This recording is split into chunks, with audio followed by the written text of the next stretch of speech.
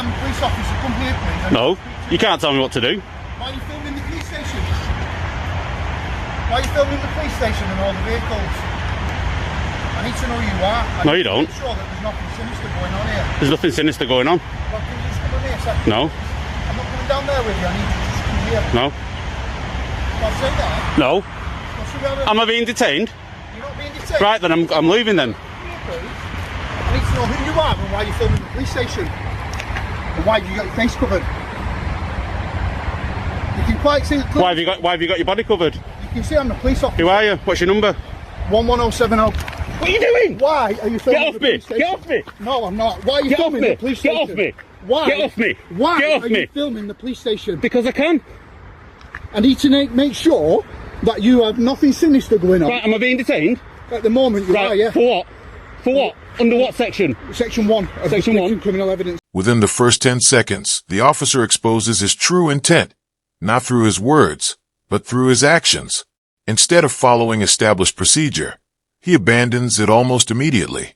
FTA responds exactly as any reasonable person would when approached by a plainclothes officer. He requests identification, steps closer to read the badge, and attempts to verify who he's dealing with. Basic, sensible self-protection.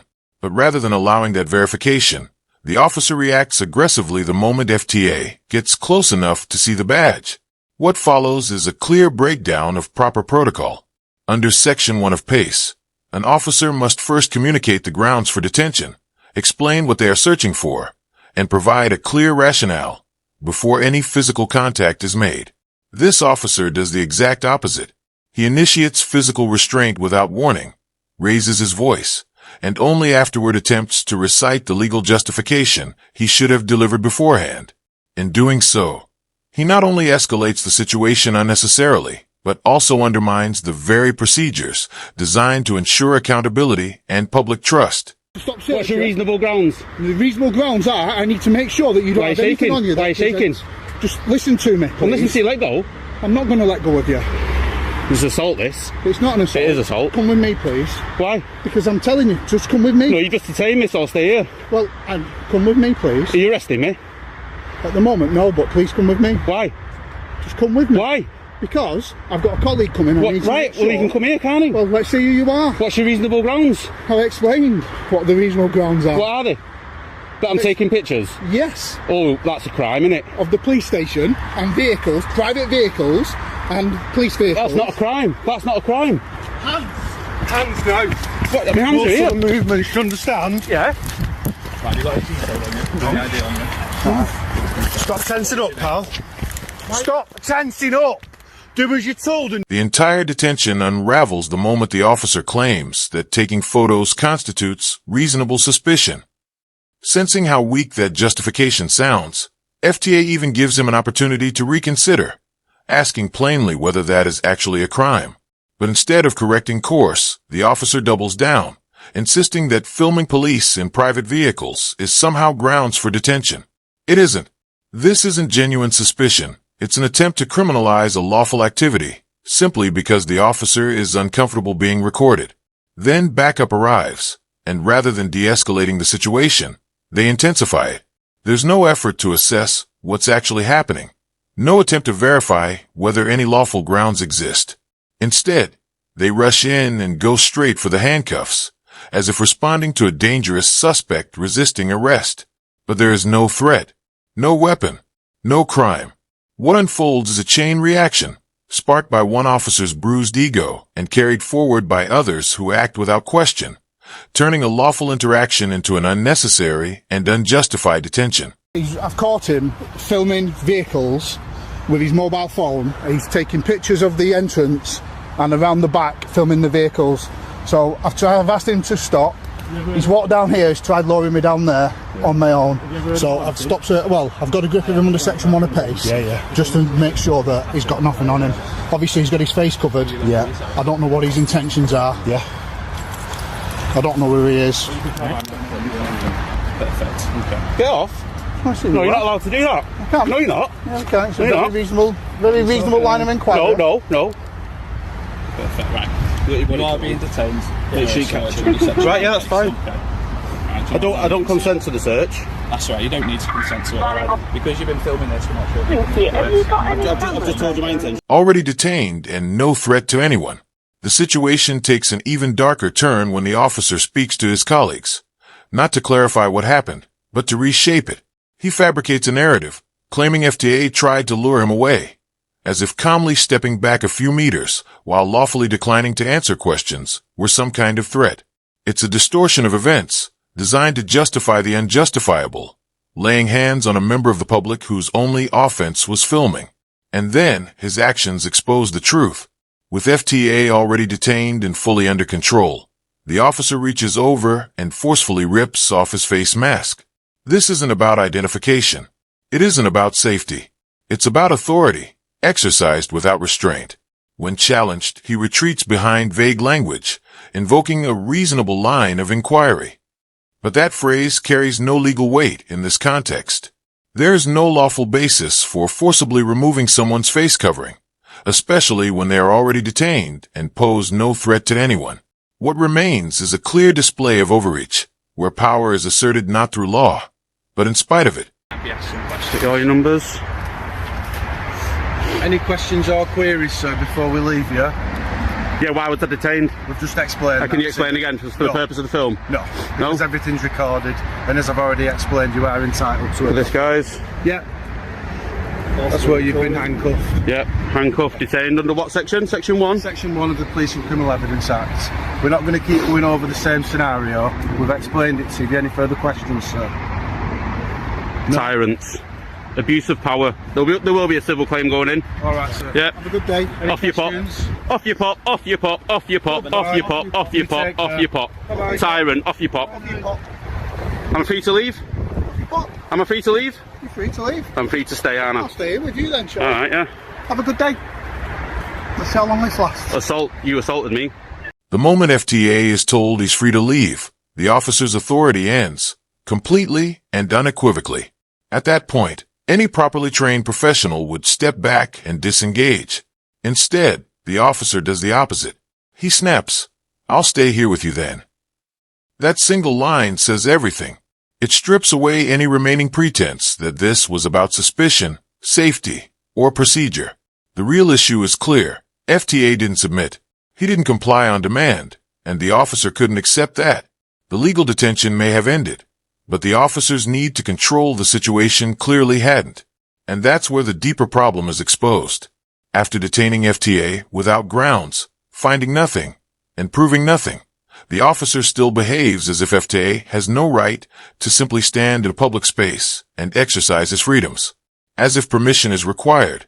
As if the space, and the people within it, belong to him. What this reveals isn't just poor judgment in a single moment, but a mindset, one where authority is treated as personal power, rather than a responsibility bound by law. Excuse me? Trying to get through, sir. No problem. Take care. So I'm going to get detained again for video in the police station? Well, I'd advise you not to, which is why we stopped you, isn't it? I don't take advice. Well, you're going to get stopped again, aren't you? You can't walk around the police station filming personal Yes, you can. Yes, you can. It's not advisable. What law? What law is it? What law is it? We've just explained it to you. Well, it's not law. You've not explained any law. We have. We've explained What? it to you. You can't take pictures? I'd advise you not to. That's your advice, isn't it? That's your advice. If you don't like getting stopped, then don't film police vehicles. I don't think you're very clever, so I won't take your advice. Alright, take care. You don't even know you don't even know the law yourself. Alright, have a good day. Oh, and 1, 2, 3, 4, 6 police officers don't know the law, and a sergeant. He looks about 10. 12.5. Do you get them put? You're right. Yeah, you. Yeah. I'd like you to disappear, please. I'm not a magician. I feel very uncomfortable with a member of the public wearing a face covering, filming a police station. The encounter ends with a critical, textbook failure in professional policing. In a moment that undermines the entire situation, the officer openly admits that his actions were driven not by law, but by personal emotion, stating, "I feel very uncomfortable with a member of the public wearing a face covering while filming a police station." With that single remark, he effectively concedes that the detention, the handcuffing, the raised voices, and the call for backup were never grounded in any legal justification. They were fueled entirely by his own discomfort. "I feel uncomfortable" is not a legal standard. It carries no authority, no weight, and no place in determining reasonable suspicion. Yet despite this, he chose to detain FTA, whose actions were entirely lawful, simply because he disapproved of them. This is precisely what makes such conduct so concerning. It reflects a dangerous mindset, one where personal feelings are treated as a substitute for legal thresholds. Policing, at its core, demands discipline, the ability to separate subjective emotion from objective law. That boundary is non-negotiable. In this case, the officer didn't just blur that line. He completely abandoned it. Well, what do I do? Call the feelings, please. Take care. Uncomfortable. Off you pop. Any further questions, sir? Not for you. No, thank you. Okay. Which one's your car? See that, guys? Section 1. Detained. Muppets. And that, guys, has been settled out of court now.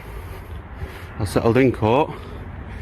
Got my payout, which is nicely paid for my holiday. FTA's final update delivers the perfect closing chapter to this entire situation, and it speaks volumes. The police force chose to quietly settle the case out of court in his favor, and that alone tells you everything. Authorities don't settle behind closed doors when they're confident their officers acted within the law.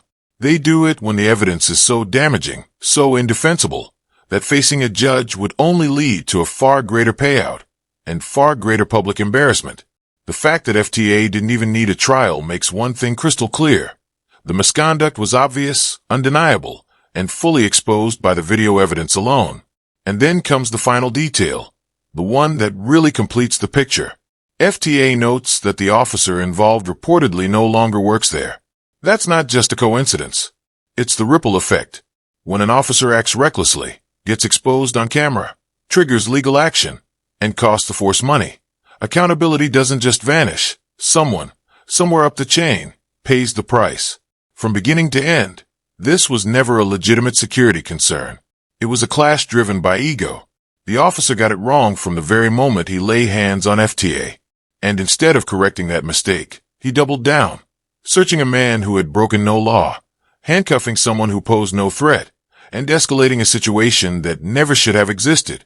Then, when reality caught up, the response wasn't professionalism. It was damage control, thinly disguised as authority.